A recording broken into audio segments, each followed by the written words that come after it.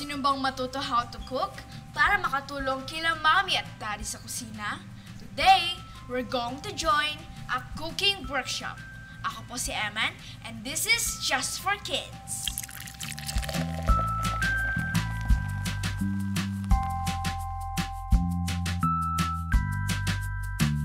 Ngayon po ay makakasama natin si Chef Jeff upang turuan tayo. Hi po, Chef Jeff. Hi, Eman. Ano po ba yung mga basic skills na dapat matutunan ng mga bata? First up na kailangan matutunan ng mga bata is yung food safety, pag-handle ng knife, at paano yung pagtamang luto sa kusina. And importante doon dahil ayaw natin mahiwa yung mga bata, ayaw natin magkaroon ng aksidente sa kusina, kaya unang-una yung food safety. Di po ba kayo nahihirapan turuan ng mga bata?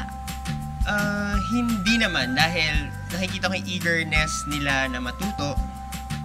It's fun having them around. Yung mga bata, nagsa-start sila usually may age range na 8 to 13 years old. Kaya Kids Workshop. Yung meron kaming mas bata, but nakikisali sila, but we really try to accommodate everyone. Advice ko lang po sa mga mommies and daddies, mga kids na gustong sumali po dito sa cooking workshop.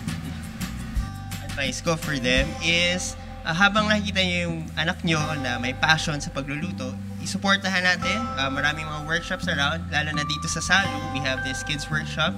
You can contact us, email us, and we will try to teach your kids the best way that we can. Bakit mo gustong matuto magluto?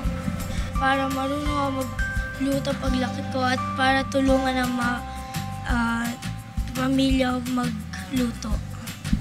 Ano yung kaya mong lutuin sa mga bahay, sa bahay mo? Mga scrambled egg at burger steak.